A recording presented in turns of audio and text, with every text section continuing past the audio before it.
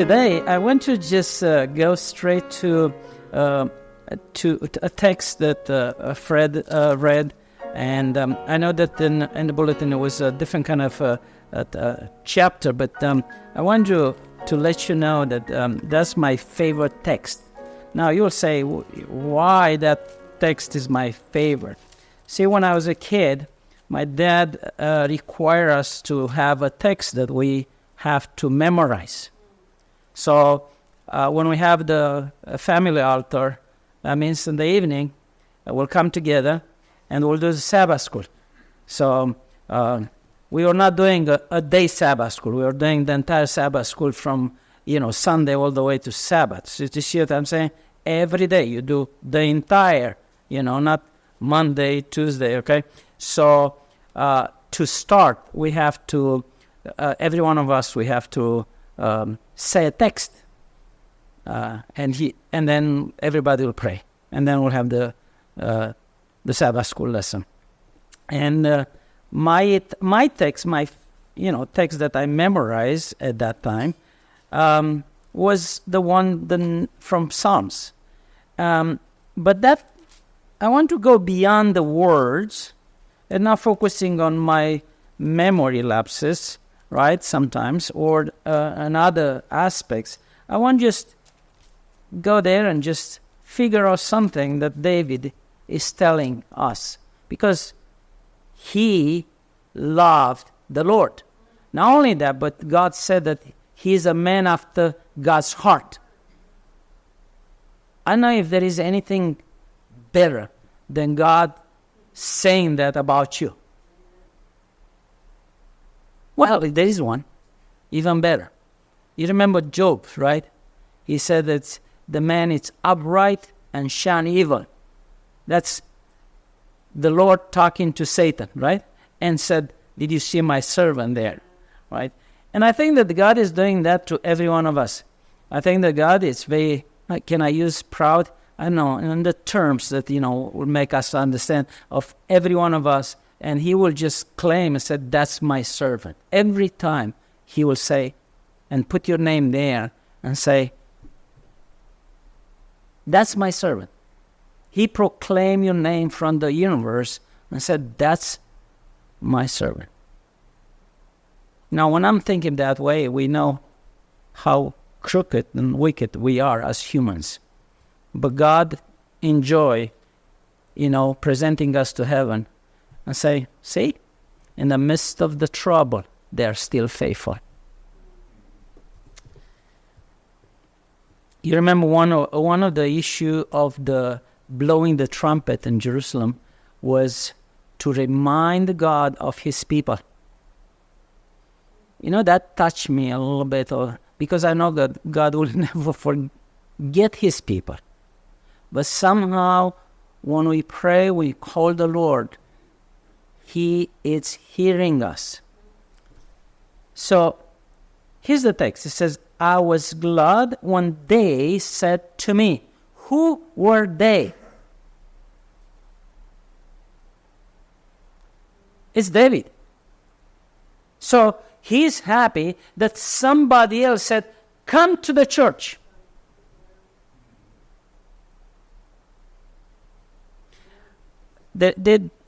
Going a song, bear with me.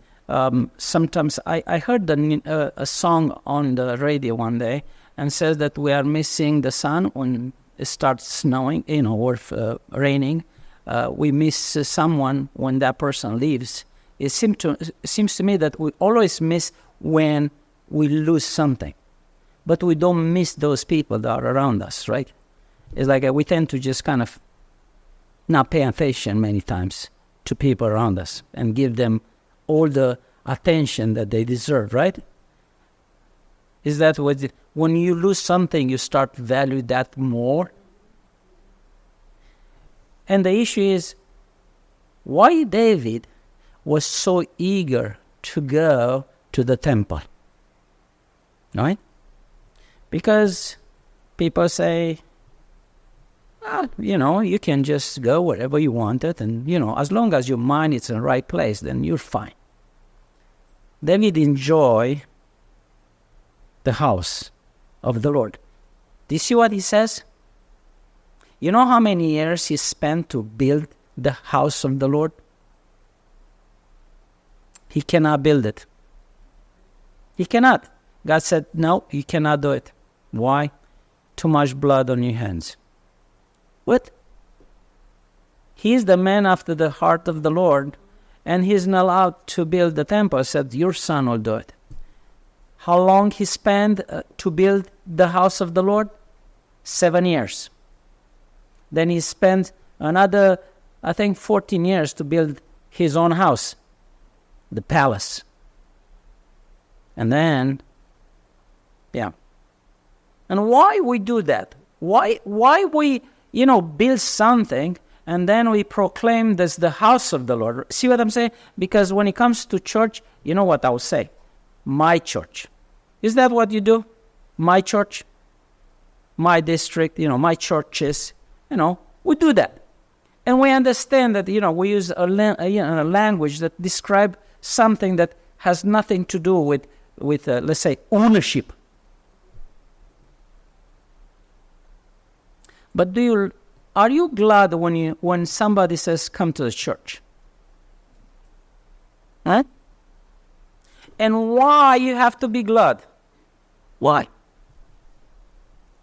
He says, our feet has been standing within your gates, O Jerusalem. Jerusalem is the city, is not the temple. Do you see what I'm saying? He's saying, Jerusalem is the center of attention. But among Jerusalem, there is a spot. Jerusalem, it's my city. Because he built Jerusalem, David. All the walls, he has a city, it's called City of David. And for those people that visit, Jerusalem, you can see the old city and then where the temple is supposed to be. And then you are just looking at it and saying, that's the same place where Jesus was walking. But we have to go beyond that. We'll go 2,000 years before Jesus, and it's a time when David and Solomon built that place. Why they build it? Why they make it so nice? Well, open the scripture with me in Exodus. Exodus is telling us something about the place that they're supposed to build and what was the reason to build it. So Exodus 25, and here's verse 8. And it says, and let them make me a sanctuary. All right, so we must do something for the Lord, right? We have to build something because God asked us to build. And a lot of people did a lot of work building churches all around the world because they got victory over their enemy. So pretty much what they were doing, they will spoil, the gold and silver of other nations. They won a war, and because they want to say, Lord, look what we do for you. Because we won and we are alive, we'll build a big church for you. And I went to many churches, especially those that are painted churches. And what you see is when you enter the church, on the right side, always there will be a picture of those people that donated money to build the church, kind of. It's a memory for those people that did things. Why God asked us to build a sanctuary? And that where the second part of the text is very clear. We are building not for us. It's that that means the text says, that I may dwell among them. See, the beauty of the house of the Lord is not that it's perfect, it's nice, we build it, and we may be very proud of that, is that the fact that Jesus and God himself will dwell. Now, there is this concept that kind of escapes us today because we are looking at the temple more like in terms of walls and beauty and furniture and sometimes even sermons and, pastors, speakers, those people that You can go to stars, right? With people that you think that, they have a way to speak to your heart. But there is something about the place, or I may say the house of the Lord, that we have considered. We build a house so that the Lord would dwell there. And that's why God chose us. Because it's not that we have to run after God. He's already coming toward us. He's saying, just whatever you are, be sure that you build a place where I can be with you. We know that after the slavery in Babylon, they start building small churches. At that time, we didn't name it small churches, because in Jewish tradition, church is a New Testament, right? They had Jerusalem, and they had to go every year, at least once there. And then they discovered that actually they can have a place where you can just have your Sabbath walk. So, they have certain steps every Sabbath. So the only way that you can just build a place, it's called synagogue, should be somewhere in the center of the village, that the Father's house will be at walk Sabbath, so that you can just walk to the synagogue and going back without breaking the Sabbath. Are you picturing that? Okay. We don't walk that much because we just turn the key, right, as we drive it. It's but they have some rules, how many things you have to do on the Sabbath, what not. Right, we know that. Now, when we are looking that way, then we may look at two examples. One, we find that in Psalm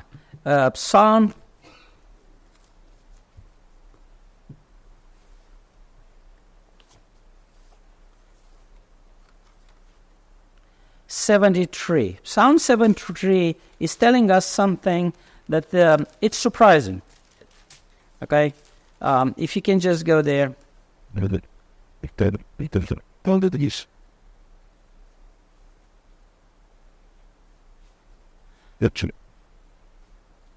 The psalm has a problem. This psalm presents an envy, if I say, of those people that are walking in the way to God, and you're looking around and you see that actually those people that are not obeying any God, and they do whatever they wanted, they're doing fine. They're rich. They're healthy. Right? Isn't that what I say? Oh, I'm not drinking, but I'm not, eating that. But look at those people. And look at the stock of money that they are making every year. Yeah, during the COVID, there were, the people that were overreach, I may say, double. Isn't that interesting? And people are saying, see, we have to do something. Social justice. Okay. And this is the text that's coming and said, okay, what do you do when you look around and you see that, those people that are not following God are blessed more than you do that you follow? Verse 17. This is the conclusion of the person that wrote this psalm. It says, until I went to the sanctuary of God. What kind of sanctuary? Of God. Then I understood their end. See, when you enter the sanctuary and you're in the presence of the Lord, then you realize what the end is. Because many times we forget what God is doing in our lives. We think, Lord, I need that. See, you think that you said need. Do you see what I'm saying? Most of the time it's wants. You know that God is not satisfy our wants. He fulfill our needs. But I'm looking, right? It's like I'm looking at my neighbor on the right, my neighbor on the left, and I'm saying, look, it's like, then it's keeping up with Jones. And when I come to the church, I know and I understand that everything is, like Ecclesiastes says, nothing.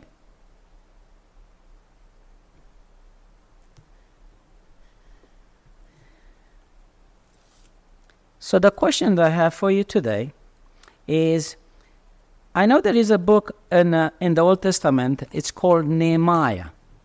I don't know if you kind of had a deep study of Nehemiah, but I like that book for different reasons. Okay, this man was a very faithful person. He loved the Lord, and he was crying, thinking that Jerusalem walls are damaged and there is no temple there.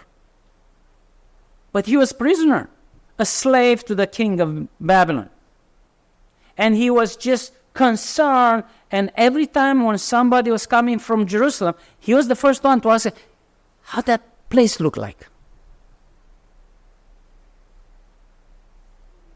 Are you concerned with the house of the Lord the same way like Nehemiah?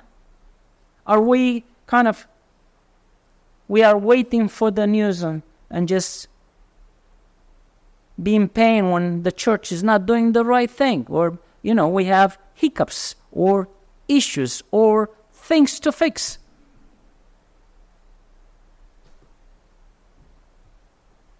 Verse 17 in Nehemiah chapter 1. I'm sorry. Hold on a second. Chapter 2, Chapter 2, verse 17. Then I said to them, you see the distress that we are in, how Jerusalem lies waste, and its gates are burned with fire. Come, and let us build the wall of Jerusalem, that we may no longer be a reproach. You know that the community is looking at how much love you have and respect for your church, right? You think that it's like that's just, our place. I don't want to go too much on that division, but I remember that many times we have discussion about the issues, small issues of the church, how to deal with that, fixing problems in the church. And I remember that I was in a meeting. We said, well, I think that the toilets kind of looks a need for an upgrade. By the way, you know that ladies are buying a house based on how the kitchen look like, and men are buying the house based on the bathrooms. Go figure. Somehow, the real estate agents, they know that, so they kind of look at it and it's like they try to balance yourself. So we are having a discussion, investing in just remodeling the bathroom, and the person on the board said, Pastor, you want to have the church looking better than my house? And I said, what's wrong with it? And they didn't take it very lightly. Okay? We'll get to that point. Now, I want to go to the second, in the Old Testament, second example, a story that we all know, especially when we're kids, and everybody's focusing on the good part of the story. But I want just, have a twist in that story. It's Daniel chapter 6. Daniel chapter 6 is about lions and Daniel. So we focus on the powerful animals, big cats, right, that are ready to kind of break you down in a fraction. And we see how God closed the, what? The mouth of the lion. But here's the question. Why Daniel had to go there? You know why? Because every day he was praying how many times? Where? Okay, so we are Adventists, right? So I don't want to step on your toes. But when you pray, toward where you put your face to. Oh, we do this toward the floor. Okay, we stay face to face. Do you see what Daniel was doing? What he was doing? How he was praying? Well, he opened the window toward Jerusalem. Now that means that he was intentional to choose a place with a window toward Jerusalem. That means that he knew where Jerusalem is. He didn't have an app on your phone. It's like, go there, right? Kind of, Jerusalem. Yeah, that's that. And he was praying for Jerusalem. Why he was praying? Because he understood the prophecy of 7 years, right? Jeremiah. And then he was kind of look at the clock and said, okay, a few more years and we'll be fine. And I'm praying so that God will have mercy on my church, my sanctuary, my temple, God's place.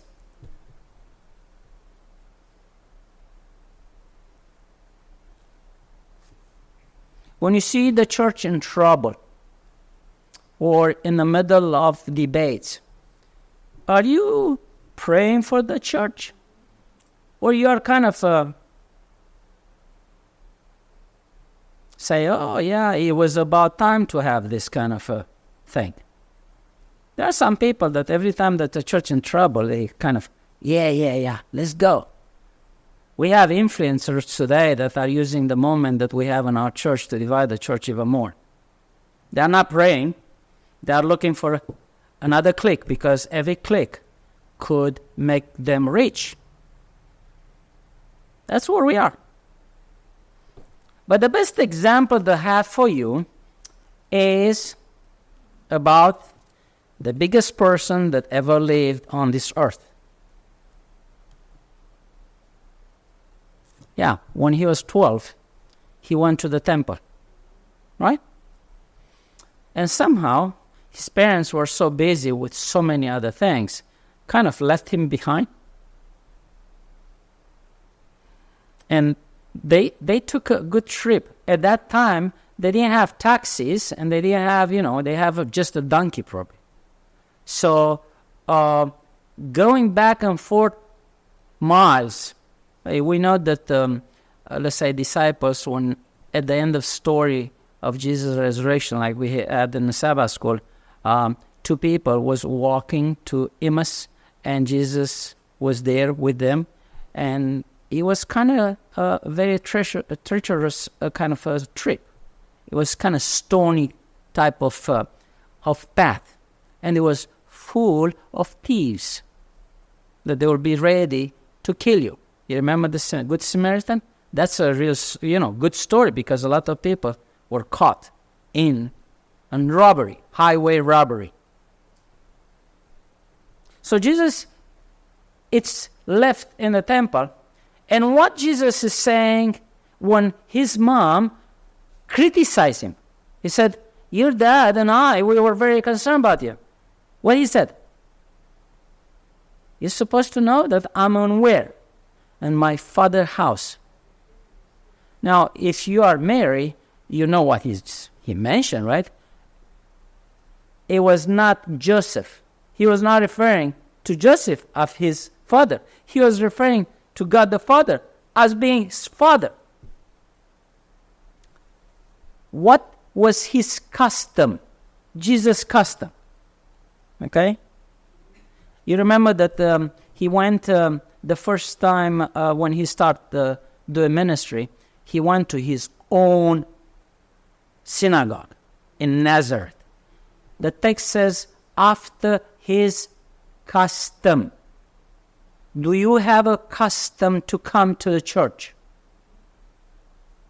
Or you are coming only if we have a big kind of a nice presentation, maybe a better speaker or a bigger, name on TV or somebody. Because I believe that if we'll have a certain people here, then we'll not have place for people. But see, this is your church. The other people will just come and visit, and the next day they will not be here. Why? Because you have to have a custom to be in the church.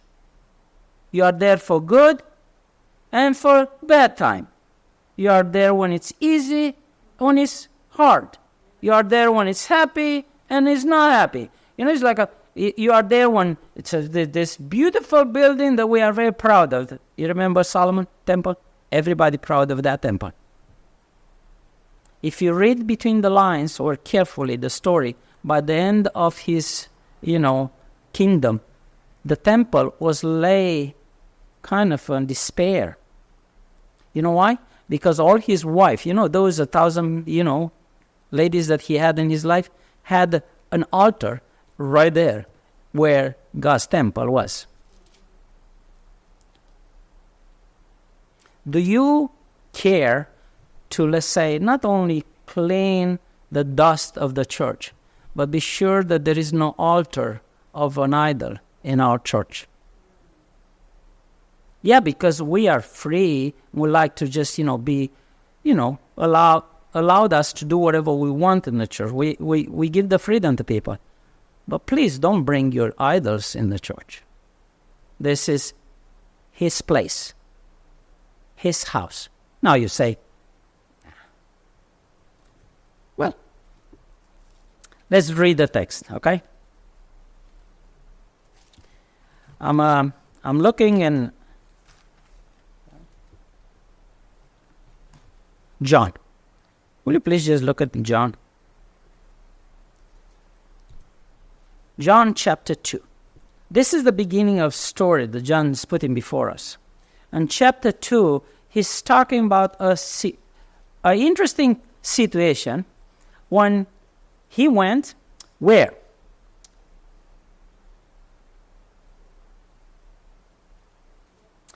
Verse 13. It says, now the Passover of the Jews was at hand. That's John chapter 2, verse 13. And Jesus went up to Jerusalem. And he found where? In the temple, those who sold oxen and sheep and doves, and the money changers doing business. Now, just let's stop right there. Do you think that the church should be a business? I think that all of us say, no, of course not. But, we tend to just employ the same concept that we make it in a company and trying to just kind of implement it in our churches. We try to just kind of reproduce what the world is doing, those big guys that build companies from nothing and they had big stock and make money. And we kind of, I think that we can do that. Or we can just look at and say, well, I wish that, our church would be like John Austin. That you can have a stadium and a lot of people. Because, we are, small churches. We don't have programs. We don't have a choir, an organ, right? It must be that, it's like would be much nicer if we have those things. In Jesus' time, they didn't have that either. And my point is, are you consider the church as a business? Because here's what Jesus said. Verse 15. It says, when he had made a whip of cords, he drove them out of the temple. I thought that Jesus is very patient and loving. See, there is a contradiction, a paradox in the life of Jesus. Because you see him taking an action that's very unfamiliar to us. Most of us, we don't like this type of Jesus, okay? Yeah, he may not just hit a person, but if you have a, whip, that's for animals. Animals are driven by whip, right? It's like I was going with my grandpa when he has horses and buggies, right? And it's like he was taking us from his house to the train station, and it was like 5 miles, so he will take his horses, and I really like to, be next to him on the front, right?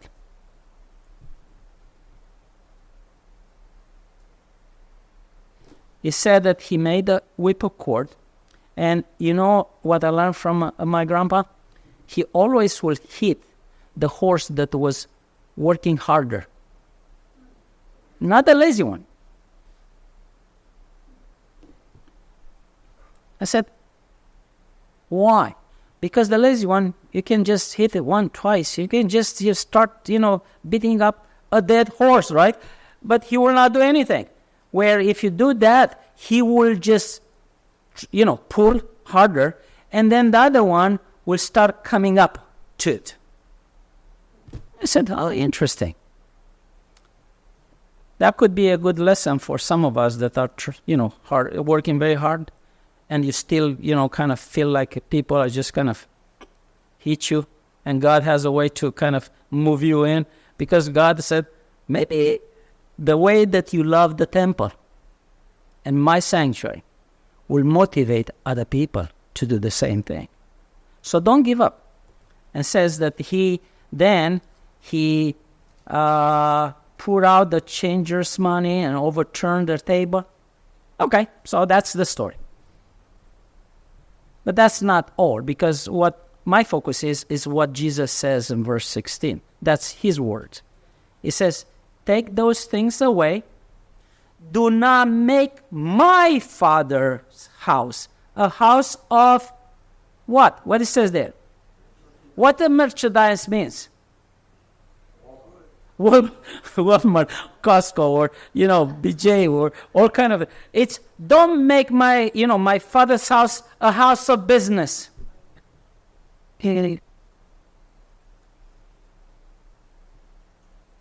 No, you're saying, it's right away. It's kind of we start raising walls, right? It's like Lord, you are talking about that church, right? It's like somewhere. I know one church that looks like that. No. It's a warning. He cleansed his own Father's house. And one of the biggest argument is, do not make my Father's house a house of merchandise. And it must be that, it's like, what kind of house you want, Lord? I thought that, it's like having a mind that promotes, negotiation and dealing and support, right? That would be a good idea. Actually, that's not my goal for today. If you look at verse 17, it's my goal. Because then we discover something about Jesus. See, we are focused so much on those people in the temple, forgot about something about Jesus. It says, then his disciple remember that it was written, zeal for your house has, what is this? Eaten me. What that means? When was the last time that your zeal for the house eat me? Is that when we have trouble, we move somewhere else or walk away from the church? No. That's it for me. How you show your zeal for the house? Because Jesus, you can read right there, his zeal for the Father's house, it was consume him. Look, we may just look at and the whip and all kind of scenes. We may look at who was left in the temple and who was not. That's not the point. The point is, look at Jesus. He was there, angry that his house was transformed into something that did not represent him. What do these mean? And he took a stand. How we call that? Righteousness. What? Indignation. Right. When we start defending God's house for what's supposed to be.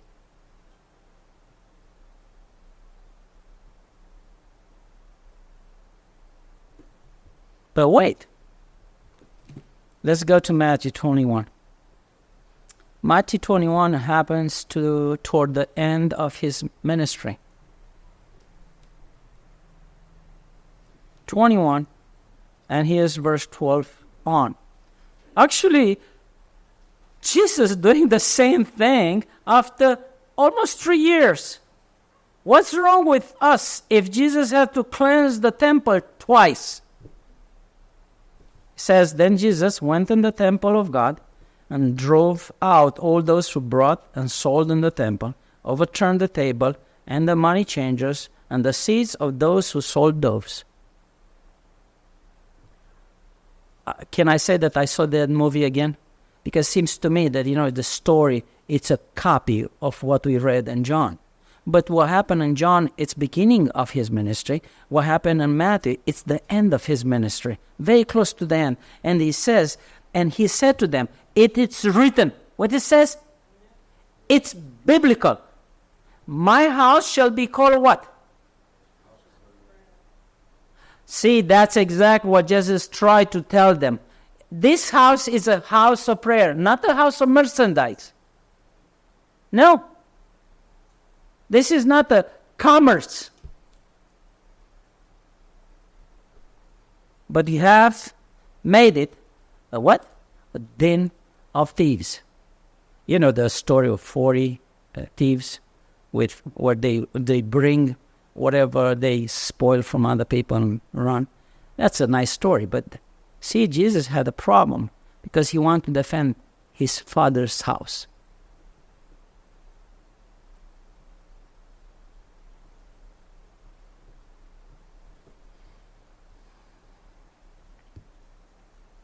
I'm wondering if we have the same feeling about his Father, our Father house, right? God's house, like Jesus. We tend to say that we want to have the character of Jesus, but many times we have an issue with his own church. Now, I know that some of you had children that got married. I'm not talking to you, but I'm not talking about you. But I may mention something. So let's say that you have a daughter or a son. Let's take a son. You have a son, and he's right there, and he's come to you and said, Mom, I think that I got the right lady in my life. Okay? What are you going to say? I like, yes, tell me something about it, tell me everything. Your mama, okay, go ahead, tell me, okay.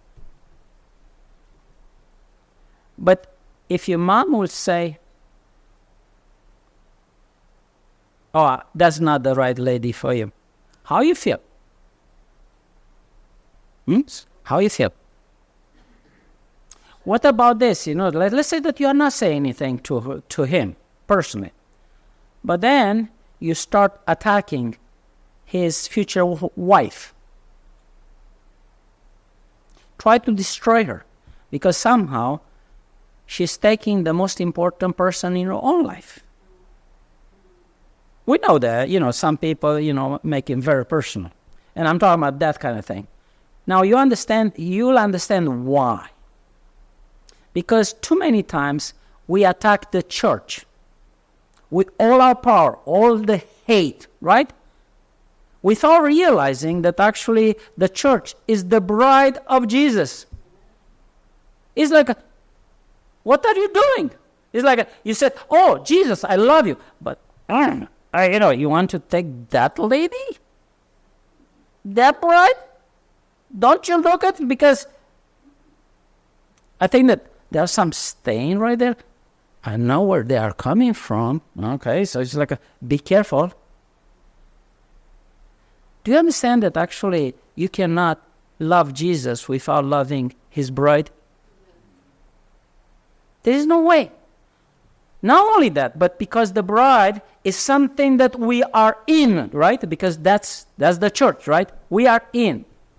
Do you understand too that Satan tries to destroy that thing? You read it in Revelation chapter 12. It says that, the dragon went after the woman and after the remnants, the people that are in the church. If you don't like the bride, okay, you have a problem with the bride, for whatever reason. There is a meal that God is preparing for the wedding, right? And he invites us to be part of the wedding between him, Jesus, and his bride, right? You are invited. You are not the bride. Let me kind of explain that. So you are not married, Jesus. We will be invited. For that, just reference, go to the 10 virgins, right? They were not the bride.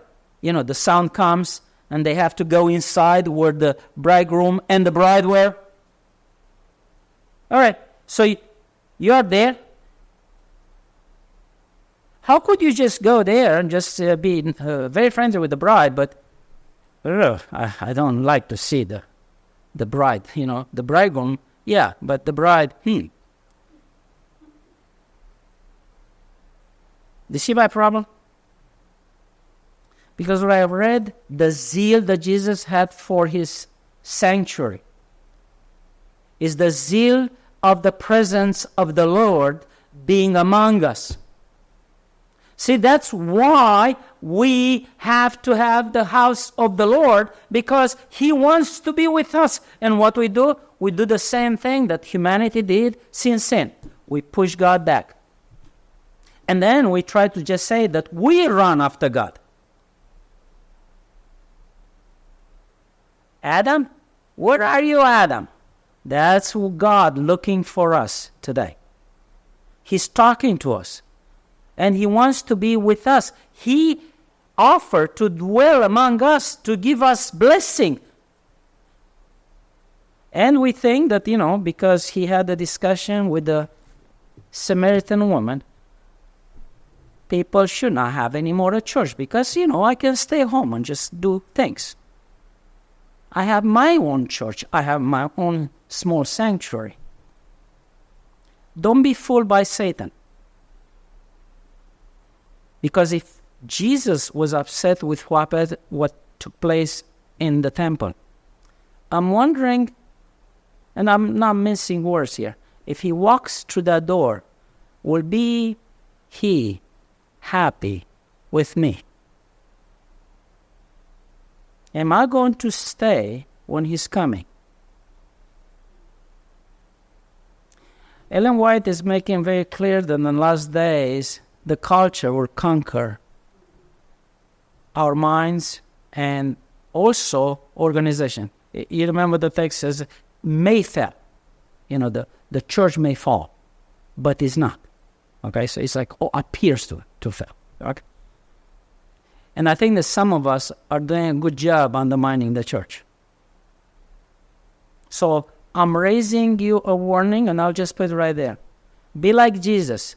Have zeal for your church. Do not damage. Work for unity of the church.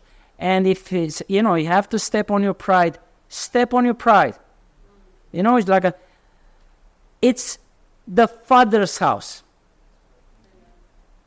Let's not making a business. Let's not making anything then a place for prayer. Why? Because if God is here, he hears our prayer and he will respond to our prayers. Times are coming. And I'll read again because I want to go there. I already mentioned it, but I want to read this. It says, It says, and the dragon was enraged with the woman, and he went to make war with the rest of her offspring, who keep the commandments of God, have the testimony of Jesus. Satan, it's eager. Peter said that he's like a lion, right? That's going around trying to devour someone. Yeah. Satan has a hate for bride of Jesus. Stay away from that. That's not what we are about. We are here to love God and love his bride. Now, like many people said before, the bride have stains. We know that. But we have the promise that God will cleanse this, his bride. God will do it. And my approach is, don't try to just go there when you go to a wedding. Ladies, I think that you are more, let's say, delicate when it comes to your dress. Nobody should touch it because, you put it in a different form. That's your day, right? And if I know one friend of mine tried to have a gross joke. He took one of the stain and threw it on the dress of a bride. And I'm telling you that the bridegroom jumped on him right away, but they could not just, the stain was there. And after this guy is picking up himself, he said, it's just a joke, wait a minute. Because it was that color that will just disappear, right? Do you see what I'm saying? it's a stain that is just disappear. That was a bad joke. You don't do that because it's like at the wedding, it's like everybody's there happy and suddenly, everybody's angry with each other. Let's be faithful to the Lord. I think that, my goal today is to warn you that we have to be careful that the church is and stay as a house of prayer of the Father. And I'm begging you, if I may put it that way, that you start having zeal for the house of the Lord.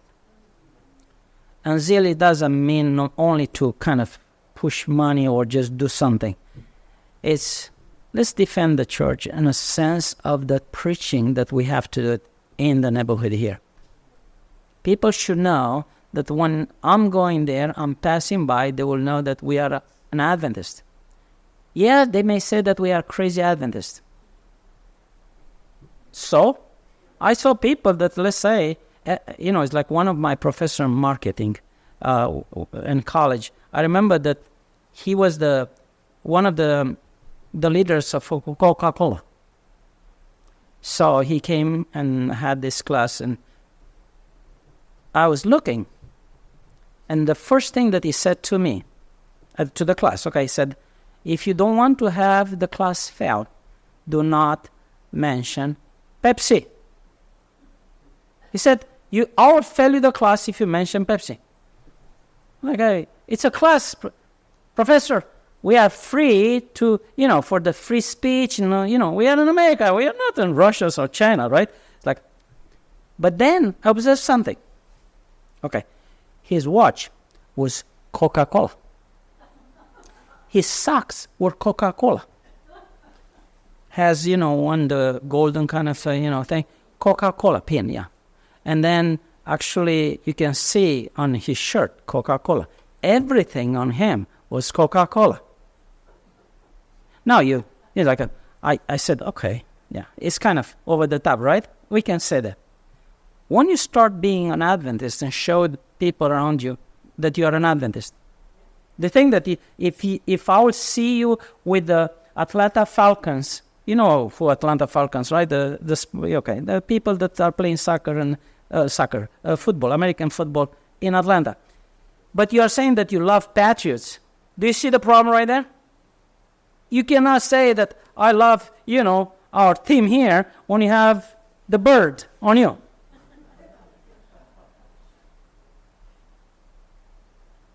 I'm asking you to be an Adventist.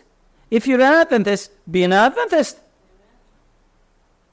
We don't sell merchandise, just to be sure. I'm not here to tell you what to wear. No, that's not the point. The point is that we have to be sure that we support and we have zeal for the house of the Lord. Now, I'm not telling you how to get there. God has talked to you. Look at Jesus and say, what can I do for the house of the Lord to become a prayer place? Maybe we start praying. Maybe you start keeping those people in prayer like Daniel. Maybe you are suffering when you are away from this place. Because I'm talking about your church. I'm not talking about general church. How you love this place because you are a member of the church. You want to, it's your church, no? Right? We said. Be like Jesus. Love his bride. Stand up to the, let's say, temptation to walk away from it because she has stains. Because we know that we have. The church is still a human entity, but under the guidance of divine. Ellen White says that the church is the only agency towards salvation of people, plan of salvation that God used. I thought that I don't need a church. I can tell you that I heard a lot of people around that they think that, church is just, something that's disposable. No. Jesus made the church. He will marry the church, right? We don't know how that works, right? How you have Jesus marrying a church. But to understand the finality of the scripture, we have to look at the Revelation. Do you remember in chapter 22, there is a picture of the New Jerusalem coming from heaven? You know what that is? God's temple. Why he's coming with the New Jerusalem? So that he can dwell among us. Not only that, but I can tell you this, it's an extraordinary thing that God is doing at the end of history of this world. The Father, the Son, and the Holy Spirit, the entire universe will change the center of the universe. He will move the temple and the throne of God, right? In the imaginary thing. I don't know how that is. We see Revelation chapter 3, 4. We see the throne of God there. But it's symbolic. The presence of the Lord will move. So the sanctuary that's in heaven, you know where the sanctuary is? Oh, it's where God is. That's simple. We don't know. I cannot measure the distance, right? But I know that the sanctuary is always when His presence is. And He wants to move everything from the universe where the throne of God was there for eternity. And He wants to move it right here on this earth with us. Why? Because He loves His church. He loves His people. You and I, Paul says, will be like stones, right? Put in this building, spiritual building. Yeah, I know we may just have interpretation, and humanity always misuse interpretation. But I trust the Lord. And I see the love that God has for each of us. And also I see the love that God has for His church. Yes, we see it, it's like the 7 churches, you take it through it. And you see that, it's like He had tough things to say to us. But today I'm inviting you that you kind of revise your own zeal for the house of the Lord. You know that we should not pray, Lord, come among us in the church, right? On the Sabbath. Why? It's His house. I'm not going just, if you invite me to your home and I'm there and I'll say that we pray, Lord, please let Fred be in this house. It's His house. This is house of the Lord. He's already here. Ellen White says that, the angels are already here at 9:30. You know that? Sometimes we are kind of go slower because, the angels are flying faster. So I understand that. But this is what I'm saying. It's like having the custom to be in the church and loving the church is something that we have to regrow in our own experiences. I think that we kind of walk away from that through different kind of theologies and understanding. It's time for us to return and capture what means my Father's house and what Jesus meant through that. There is a passage in Desire of Ages. If you have time, read that chapter. I think that, deals with these issues because that shows how sensitive Jesus was to the issue of cleansing the temple. I think that Jesus, if He'll come today, I'm praying that He will have mercy on us and the way He cleanses us. We need a cleansing too. And I know that in His love, He'll be kind to us. Okay? But I try to just give my life not only, to dedication to preach the gospel, but just love His bride. So that's my decision today. And I'm inviting that you make your own decision on loving the bride of Jesus like never before.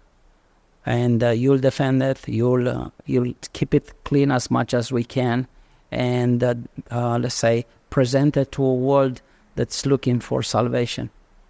The church today, it's the Noah's Ark. And I see some of us trying to just kind of have a, what you call dingy, a small boat, and they think that, it's like, I'll build it myself. I'll have, this engine in the back. And I'll have few gallons of gasoline, and I'll be fine. Or whatever is coming, I'll be prepared, right? Did you see anyone surviving the flood?